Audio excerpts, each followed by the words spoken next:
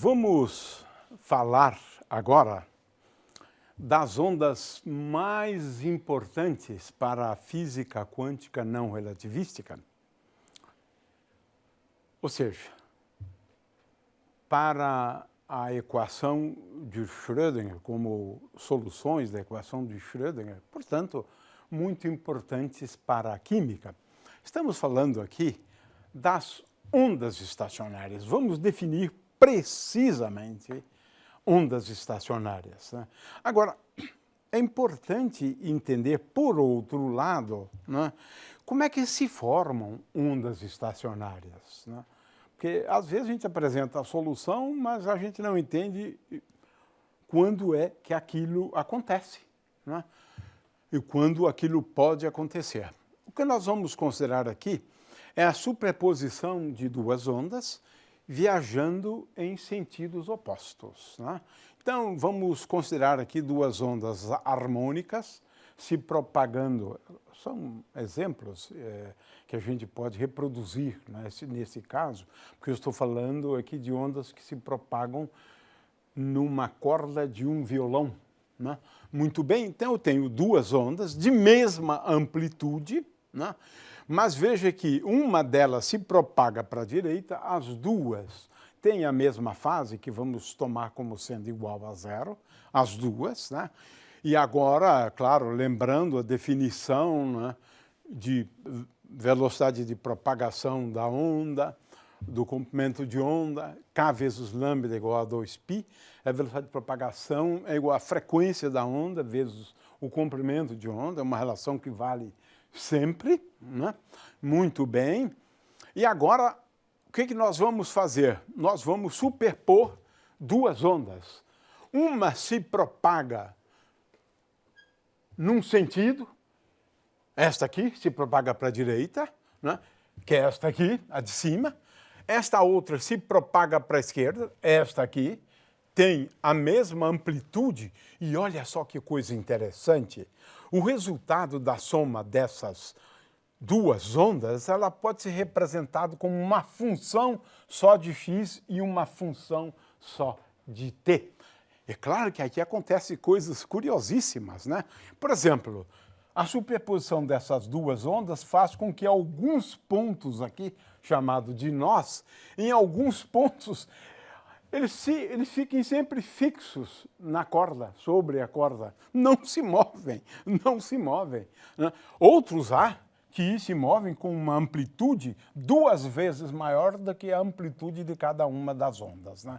Então, esse é o resultado que nós estamos vendo aqui embaixo, é o resultado da soma de duas ondas, uma se propagando num sentido e a outra no outro sentido. A expressão matemática está aqui, na realidade, né? A resposta está aqui matematicamente, mas essa ilustração aqui é muito boa. Agora, veja, nós temos vários pontos aqui, em vermelho, vários pontos, que ficam parados, são os nós, né? Veja, movimento de ondas numa corda, superposição de duas ondas, e o que você tem? Pontos que ficam sempre parados. Esses pontos são os nós, e eles são determinados por essa condição. Eles acontecem para xn vezes 2π sobre lambda igual a nπ. É isso, porque o seno de kx, né, é igual a zero apenas quando kx é igual a n vezes π. Então, essa é uma situação realmente curiosíssima, né? É claro que nós temos ventres também. Olha, já mostramos antes. Pontos para os quais a amplitude é a máxima possível. Temos, então, essas duas situações bastante interessantes, né?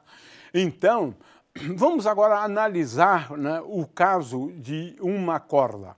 Ora, numa corda, como ela está presa necessariamente, né, ou melhor, quando ela está presa, então, necessariamente, este ponto e este ponto são nós. Não há como fugir disso. A corda está presa, então esses dois pontos são nossos, né? Agora, você veja, com isso, né, nós acabamos deduzindo uma coisa bastante interessante. né? Porque xn pode ser L.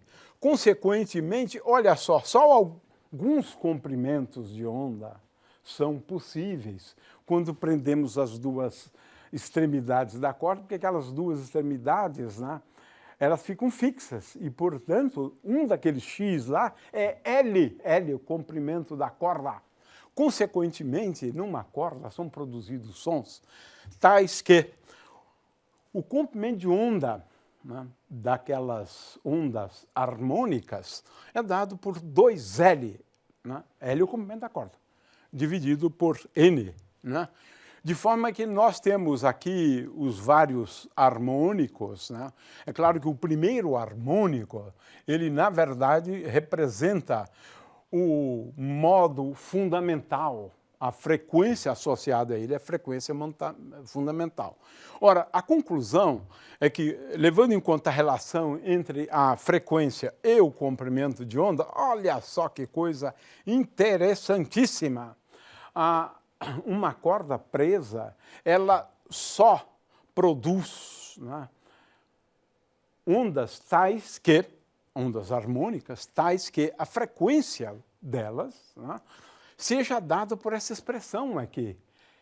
Ora, são frequências que são sempre um número inteiro ou um número de múltiplos inteiros da frequência F1, que estamos chamando do primeiro harmônico, ou do fundamental, né? A frequência fundamental. Né? E os demais podemos, às vezes, usar o termo de harmônicos. Né?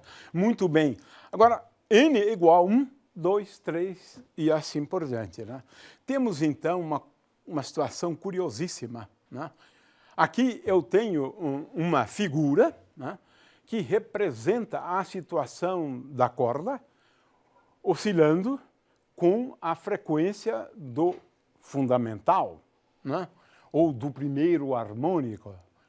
Lembre-se que aqui o comprimento de onda é igual a 2 vezes L. L é o comprimento da corda. Temos uma situação agora curiosa, onde esse ponto bem no meio da corda, ele simplesmente não se desloca. Né?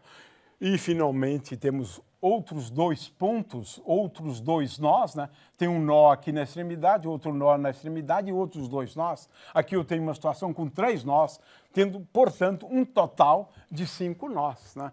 Isso é o resultado. Né? E essa frequência do som aqui fundamental, ela pode ser expressa em termos da tensão sobre a corda e deste parâmetro que é a densidade de massa linear, né? Quanto de massa por unidade de comprimento. É por isso que num violão você tem uma corda bem fininha, uma densidade linear pequena. E você também pode controlar a tensão. Às vezes, um instrumentista, né, ele aperta mais e ele, portanto, aplica uma tensão maior, ou ele afrouxa a corda, uma tensão menor. Ele pode regular a tensão. Para afinar, ele tem que realmente descobrir qual é a tensão certa. Ele não tem como mexer, né, no tamanho da corda, não tem como mexer na massa da corda, ele só tem à disposição dele, né, controlar a tensão para afinar o seu instrumento. Né? Vocês podem ver que todo instrumentista começa afinando, né, o seu instrumento.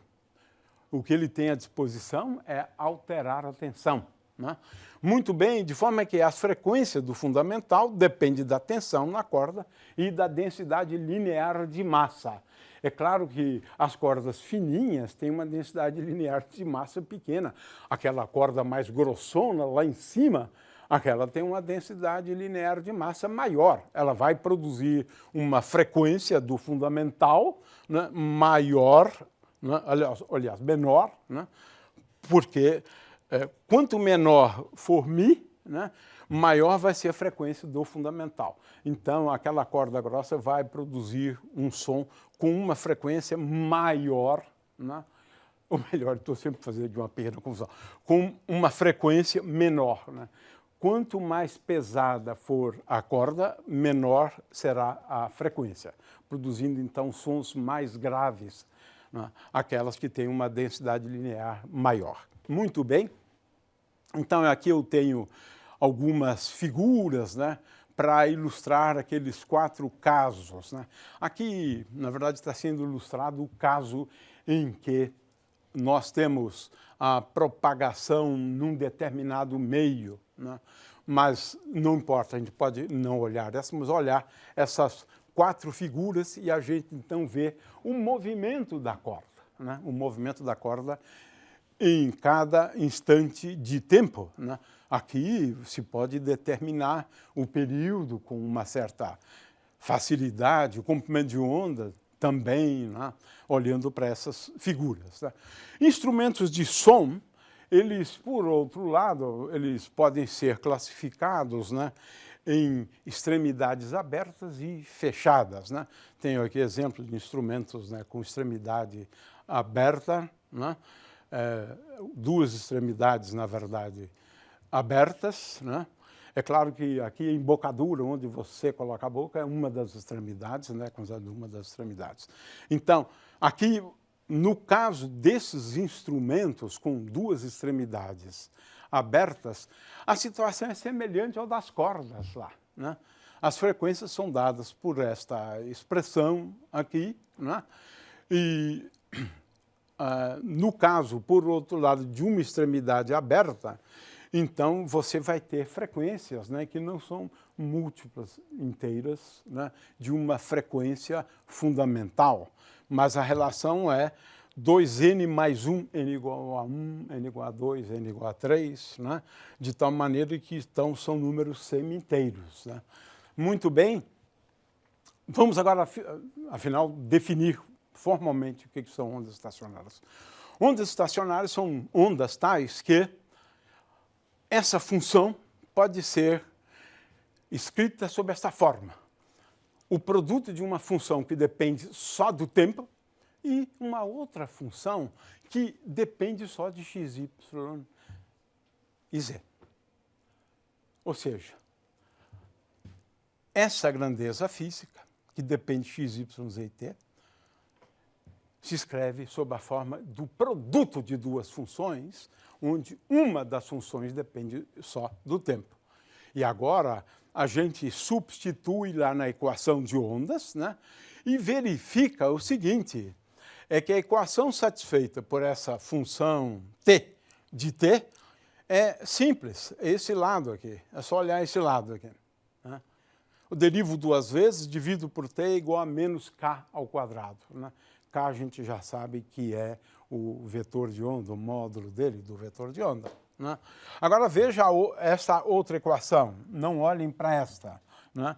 É 1 sobre π0 laplaciano de π0, né, igual a menos K2. Então, na realidade, eu acabo recaindo em 2 equações. Né? Resolvo essa primeira, né? É fácil resolver a primeira, né? Ela vai me levar a funções do tipo seno e casseno, e seno e cosseno, né? Ondas harmônicas, portanto, né? E a outra equação é esta aqui, né? É a equação linear, onde aqui eu tenho derivadas segundas com respeito a x, y e z, e isto é igual a menos k, uma constante, k ao quadrado, né? Então, tenho 2 equações, essa é fácil para resolver, essa nem sempre é fácil para resolver, de forma alguma, né? Agora, na mecânica quântica é a mesma coisa, né? Eu analiso o que nós chamamos de estados estacionários, né? A função de onda é igual a π0 vezes e elevado a menos i et sobre h cortado, né? É isso. Então, funções de onda que podem ser escritas sob esta forma são funções de onda que descrevem o movimento de uma partícula. Na verdade, aqui nós estamos falando da função de onda, descrevendo estados de energia bem definida. É isso. Estados estacionários na mecânica quântica é sinônimo de estados com energia bem definida, né? Porque agora, veja, a equação é esta aqui. Essa aqui é a equação de Schrödinger para estados estacionários. E o problema, muitas vezes, é justamente o de determinar a energia desses estados ditos estacionários. Não é fácil, mas é uma equação típica de ondas estacionárias. Aqui a gente vê, né, especialmente se eu considerar o caso em que nós estamos considerando a função de onda de uma partícula que não interage com o potencial externo. Aí, nesse caso, esse termo aqui é igual a zero, de forma que fica igualzinha a equação, né? É por isso que as equações de onda de matéria, nesse caso, se parecem, aliás, são as próprias equações de ondas de outros sistemas, né? Aqui está a relevância de estados ditos estacionários, de energia bem definida, no contexto da teoria quântica. A função de onda se escreve como π0 vezes uma função só do tempo, dessa forma, de forma que a derivada com respeito ao tempo me leva a E aqui, né? É isso. Então, na mecânica quântica é isso. Agora, eu poderia começar todo o problema de estados estacionários de uma corda procurando uma solução dessa forma. X de x vezes t de t. Aí eu coloco essas transparências para o aluno verificar que, de fato, ele vai acabar chegando a uma solução com aquela forma que a gente tem lá, né? De forma que é apenas um exercíciozinho, né? E no caso de uma corda com as duas extremidades fixas, né, e as extremidades diferindo por uma distância L, que é o comprimento da corda, a gente reproduz tudo aquilo, mas de um outro jeito agora, a partir das soluções de ondas estacionárias. Mas eu confesso que nós estamos aqui fazendo um segundo exercício sobre ondas numa corda, né? E agora a gente pode repetir tudo aquilo que a gente já havia dito antes. Não vale a pena repetir de novo. Agora, eu posso também ter cordas numa membrana, um tambor, por exemplo, né? Um tambor, né? Sim, quando eu golpeio um tambor, em alguns pontos eu elevo ou abaixo, né, a superfície, né, do tambor, né? Ou seja, nós agora estamos falando de ondas que estão associadas à elevação de alguns pontos, né, do tambor. Então, é isto, são essas ondas que a gente estuda agora. Agora, essas ondas não são tão simples na realidade, né? São simples no caso em que, bom, agora a gente repete todo o exercício, não vale a pena porque dá um enorme trabalho, mas aqui eu tenho a equação de ondas quando eu considero a membrana do tambor, né? Z é um ponto da membrana, a altura desse ponto da membrana, a partir da situação onde Z é igual a zero, a membrana ela está apenas sendo esticada, né? É uma superfície plana, né? Agora não, em cada ponto x, y da membrana, ela pode estar elevada. E essa coordenada z, então, estabelece a coordenada z do ponto da membrana localizado nos pontos x e y, em função do tempo. A velocidade agora é igual à tensão superficial dividido pela densidade superficial de massa da membrana, né? E aí temos soluções, né, interessantes, porque agora eu tenho a membrana em alguns pontos bastante elevada e assim por diante. Eles podem baixar também, né? E aí temos que buscar soluções, né? Eu apresento aqui a forma das soluções, né? No caso de uma membrana retangular é mais fácil, se resolve isso por separação, né, de variáveis, realmente dá um certo trabalho. É claro que agora você precisa levar em conta as condições de contorno, né? Essa membrana está presa, né? E os pontos, né, pelos quais ela está presa correspondem, por exemplo, a x igual a A, x igual a B, x igual a zero, x igual a A, y igual a zero e y igual a B, né? Aí você vai ser levado a uma situação semelhante àquele do caso das cordas, né? Aqui você tem vários modos, né? Associado a vários valores de K, né? O fato é que esse é um problema realmente complexo, né? Eu tenho aqui uma figura, né, que ilustra pelo menos um modo de oscilação, né, de uma membrana retangular.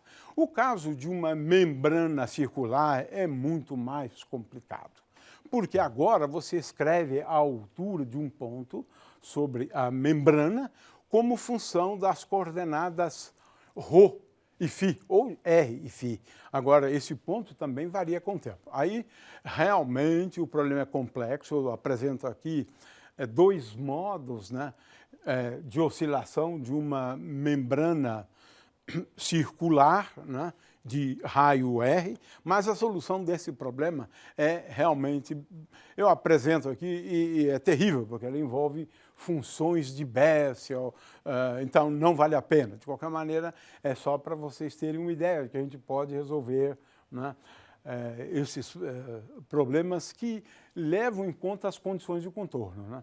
Aqui, por exemplo, a gente exige que Z, ao longo de uma circunferência de raio R, seja igual a zero, porque a membrana é presa, né, nessa circunferência de raio R. Esses pontos não se movem, né? E aí deduzimos várias expressões, né? Podemos falar de ondas também em 3 dimensões, mas é só para dar uma ideia para vocês, né? Ondas de matéria em 3 dimensões, ondas livres, né? Ora, satisfazem essa equação, e eu já falei sobre esse tipo de solução. Esse tipo de solução descreve uma partícula, né, com um momento bem definido. O momento é igual a h cortado vezes k. Estou falando de um tipo, né, de ondas livres em 3 dimensões, né? Esse tipo de onda, por outro lado, ele é curioso, porque a probabilidade de encontrar a partícula num determinado ponto do espaço, que é psi estrela psi, né? O módulo de psi ao quadrado é constante. Ou seja, essa partícula ela pode estar em qualquer lugar, em qualquer lugar. Ou seja, onde é que ela está? A posição dela é completamente indeterminada. Por quê? Porque essas soluções descrevem soluções com um momento bem definido, de acordo com a relação de incerteza. Se ela tem um momento bem definido, a posição dela é completamente indefinida. É isso que a gente acabou de descobrir agora, né? Buscando aquele tipo de solução.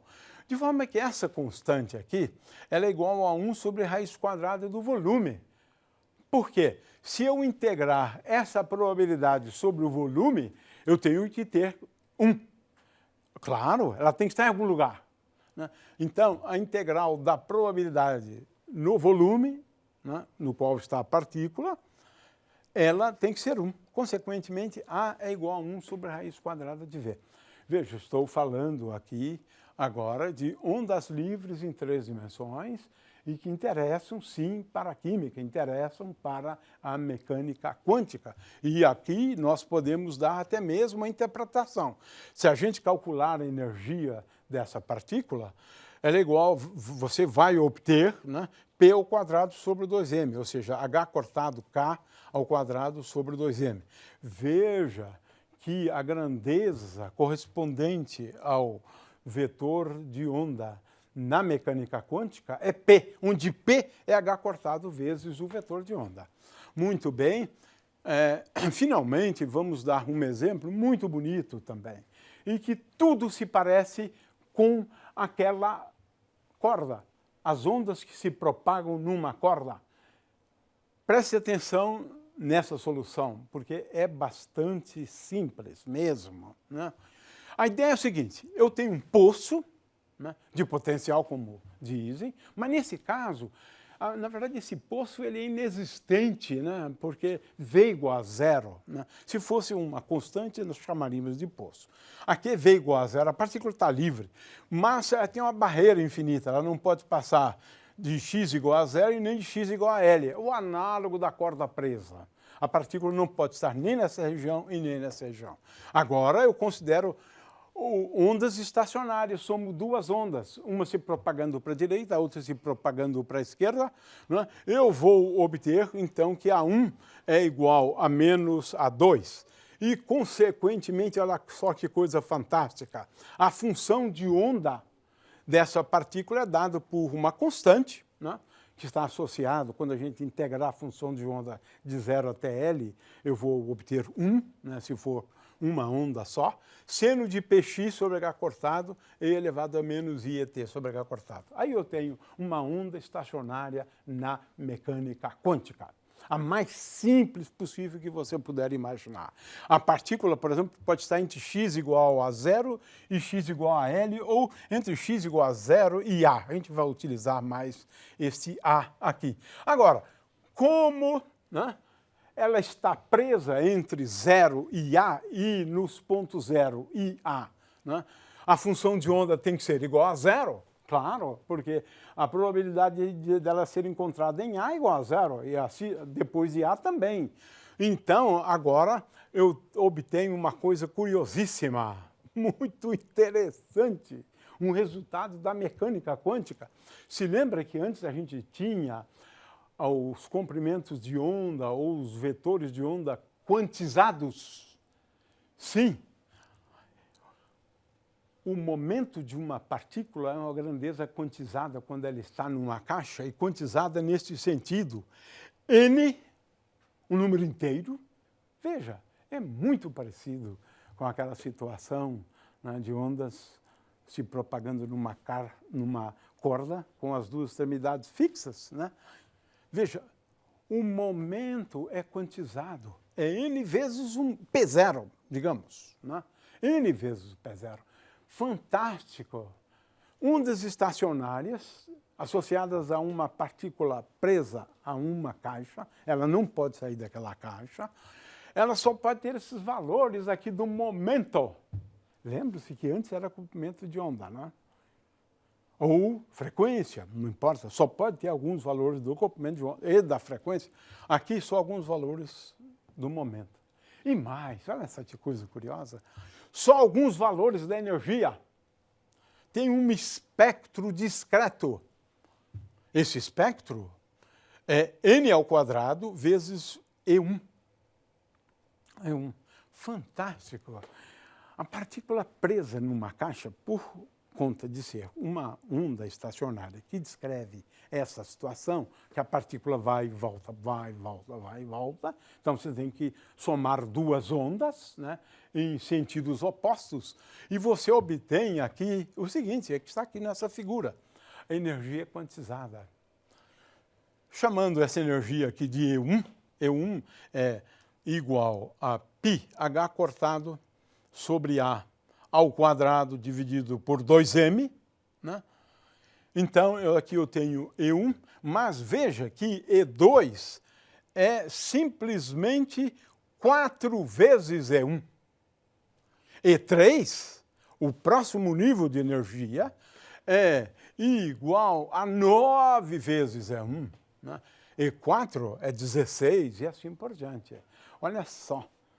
Obtivemos essa solução olhando a solução envolvendo ondas estacionárias. Agora, na mecânica quântica. Fantástico! Se a partícula estiver numa caixa, o momento é quantizado, do tipo quantização a lá moedas, né?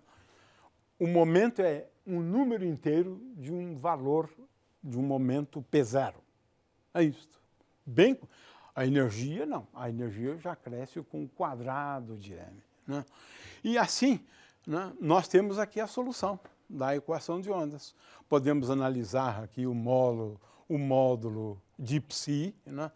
Podemos determinar a probabilidade de encontrá-la em cada um desses modos, né? O fato é que aqui nós temos esse AN que pode ser normalizado, levando em conta, por exemplo, que a probabilidade dela estar na caixa, ou naquela região ali do espaço, é igual a 1, né? E aqui agora quero chamar a atenção Olha só, para a semelhança que temos em relação ao caso da caixa, né? Olhemos aqui a figura A. Essa figura A é basicamente o caso clássico. Ó. O que nós diríamos? Olha, entre essas duas paredes, a partícula vai, bate e volta. Olha aqui. O caso A é a descrição clássica. Agora, veja só o que a mecânica quântica afirma. Que isso não é verdade.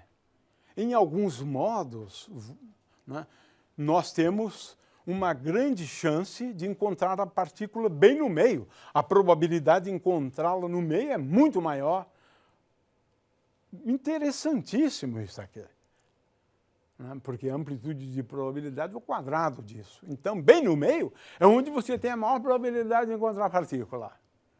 Mas tem alguns modos curiosos, que a probabilidade de você encontrar a partícula bem no meio é exatamente igual a zero. Exatamente igual a zero. Né? Porque agora eu estou falando de improbabilidade, não é a partícula estar fixa aqui.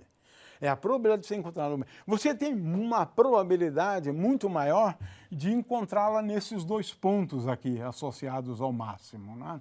Ou seja, 1/4 e 3/4, né, da distância entre as duas paredes. E aqui temos modos mais complexos. Na medida que você aumenta a n, a complexidade realmente há de aumentar.